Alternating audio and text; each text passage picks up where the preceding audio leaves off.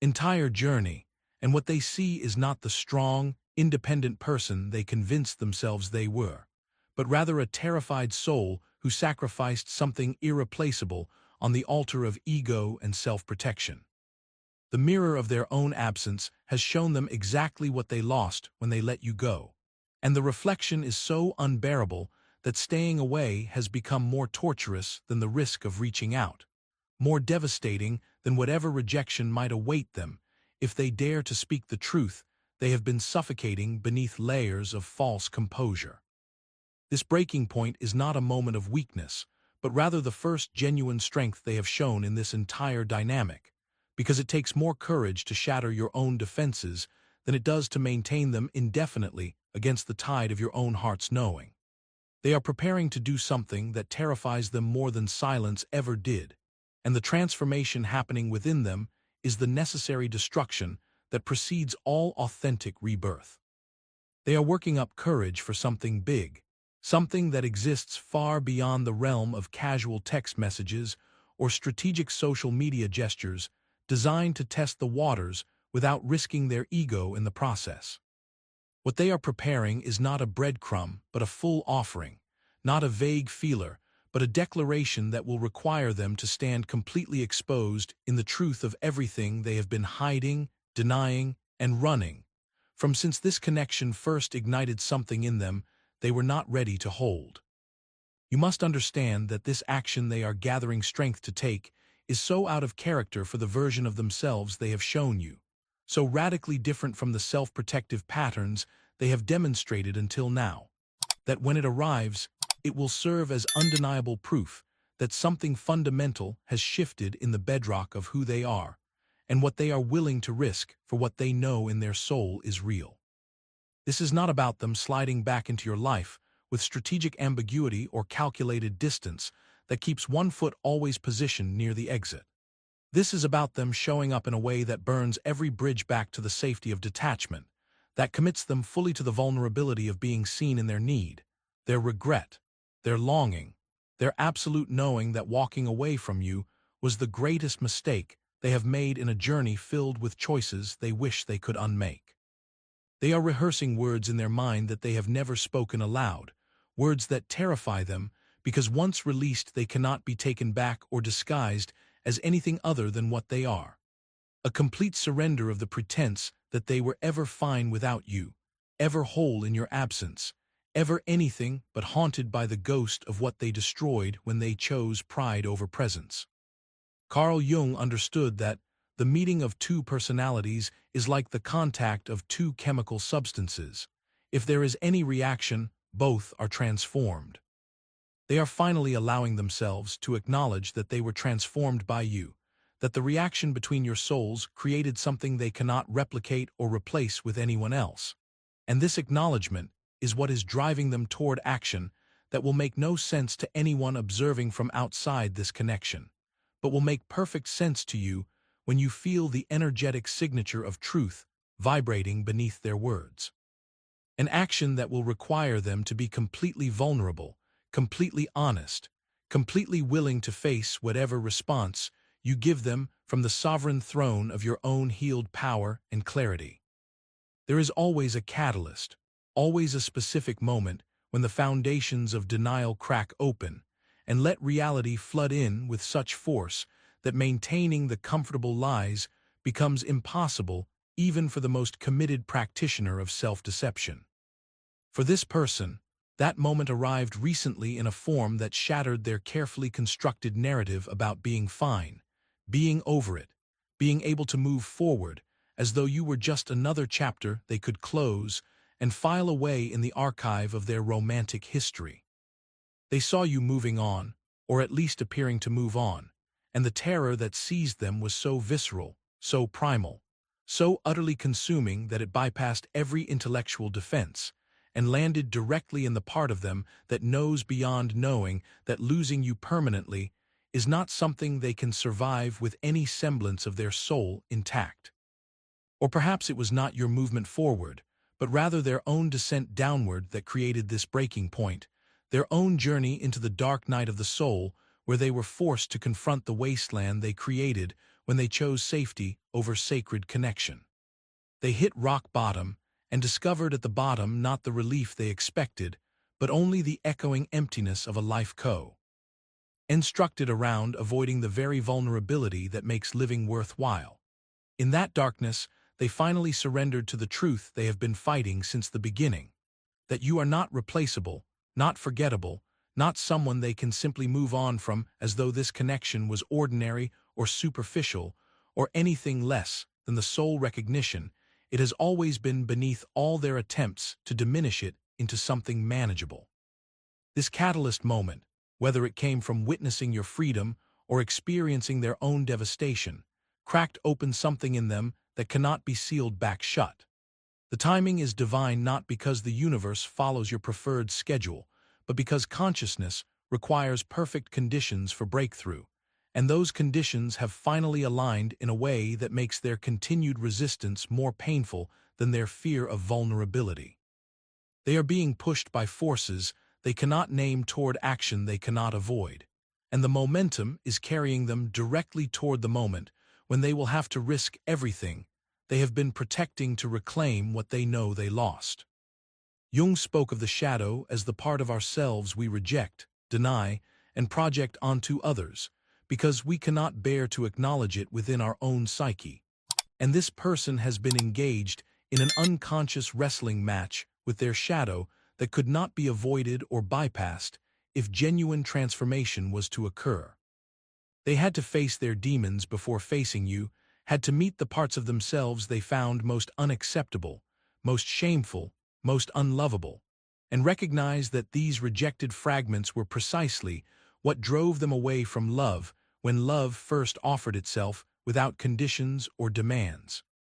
You cannot meet love with an unhealed heart, cannot show up in sacred connection while carrying unexamined wounds that dictate your every move from the hidden chambers of your unconscious programming, and they are discovering in real time what it means to integrate what was split, to own what was denied, to embrace what was feared.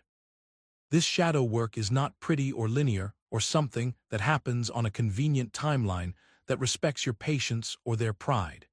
It is brutal and disorienting and strips away every comfortable identity they used to shield themselves from their own pain, their own longing, their own terror of being seen in their totality and rejected for the truth of who they are.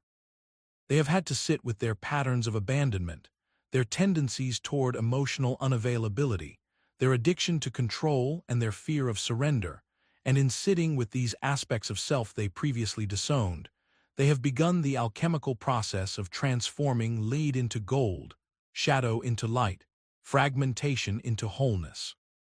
The person preparing to reach out to you now is not the same person who walked away, because they have died to who they were and are being born into who they are capable of becoming when they stop running from their own depth. Subscribe to witness this journey unfold, because what you are being invited to observe is not just a relationship reconciliation, but a soul's metamorphosis from defended to open, from fragmented to integrated, from fear-driven to love-led. This is the initiation that had to happen in the hidden realm before anything real could manifest in the visible one, and it is nearly complete. It might arrive as a letter written in their own hand, words carefully chosen and rewritten a dozen times, because they know they will only get one chance to communicate what they have finally found the courage to acknowledge. It might come as a call at an unexpected hour, when their resolve is high and their defenses are low, their voice carrying the unmistakable tremor of someone standing on the edge of everything they fear, and choosing to jump anyway into the terrifying unknown of complete honesty. It might manifest as them showing up in person at a place they know you will be, their physical presence serving as the ultimate statement that they are willing to be uncomfortable, willing to be vulnerable, willing to risk public humiliation and private rejection, if that is what speaking their truth requires of them in this moment.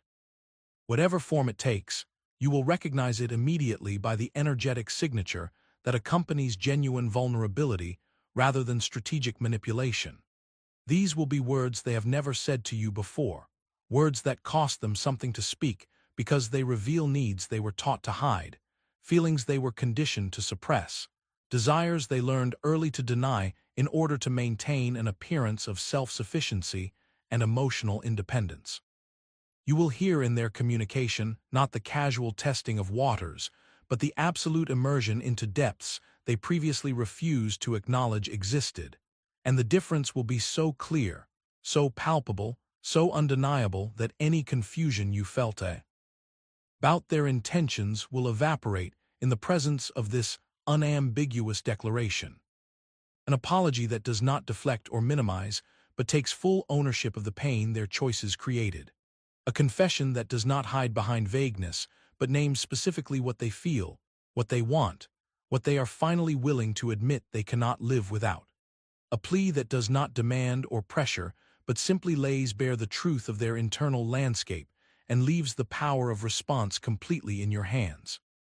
This is what is coming toward you now, carried on the current of their transformation and delivered at the exact moment when divine timing intersects with human readiness. And nothing about it will be small or safe or designed to protect them from the consequences of being fully seen in their need for you. Understand that what they are preparing to do is not a breadcrumb casually tossed in your direction to see if you are still interested, still available, still willing to settle for the scraps of their attention when it is convenient for them to offer it. This is the whole loaf, the entire harvest, every resource they have been hoarding in the storehouse of their defended heart, now being brought out and laid at your feet with the knowledge that you have every right to reject it, to walk away from it, to tell them that their offering has come too late and you have already planted new seeds in soil they will never touch. The risk they are taking is absolute because it involves the total dismantling of their protective apparatus, the complete surrender of the control they have wielded to keep themselves safe from the very intimacy they are now seeking with an urgency that borders on desperation, born not of neediness, but of clarity about what actually matters in a life well lived.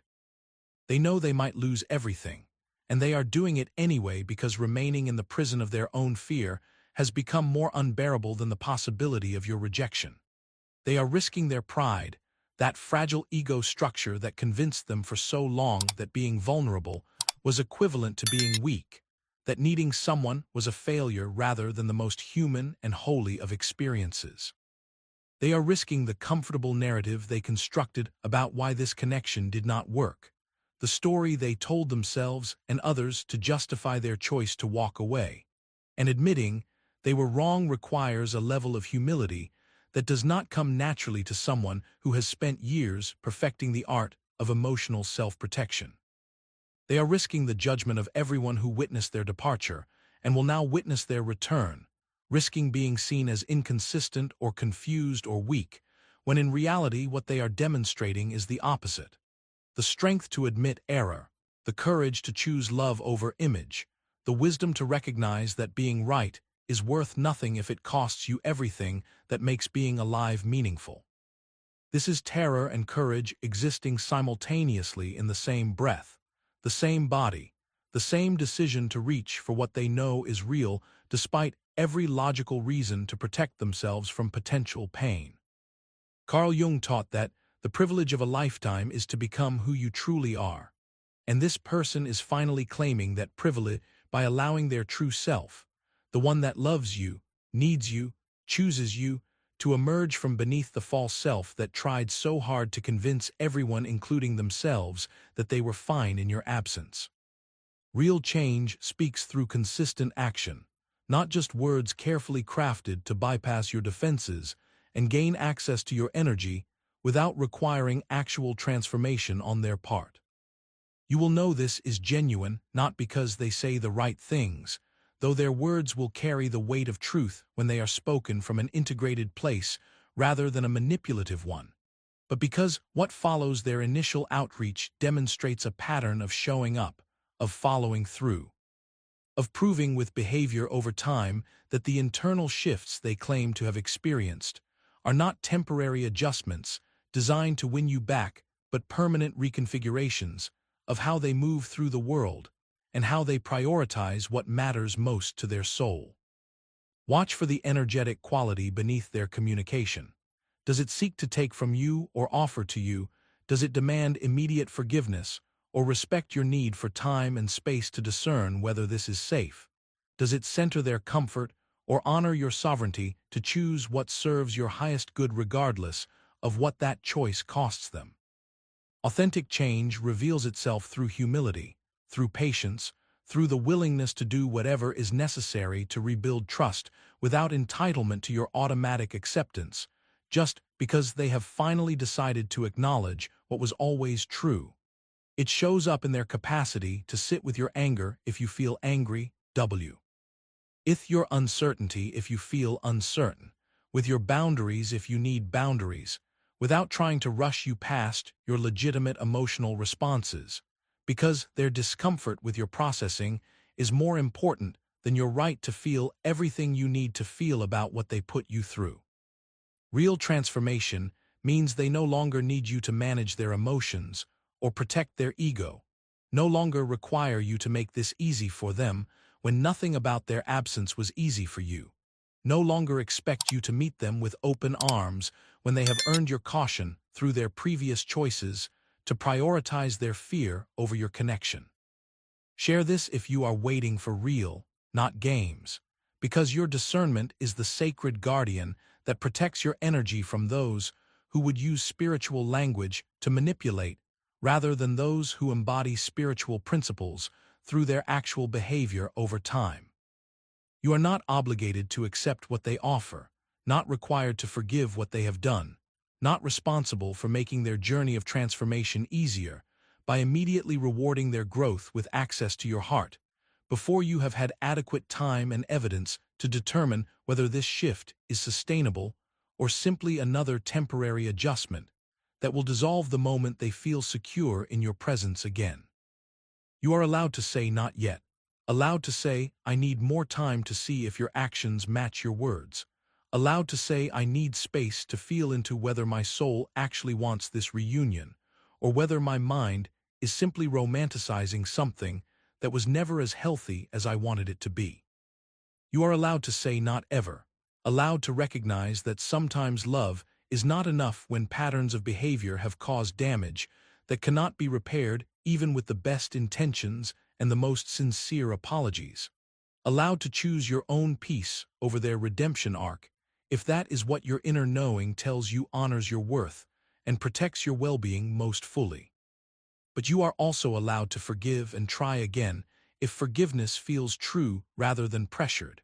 If trying again comes from genuine desire rather than fear of being alone or worry that you will regret not giving them another chance. You are allowed to believe in their transformation if the evidence supports your belief, allowed to open your heart if opening feels expansive rather than contracting,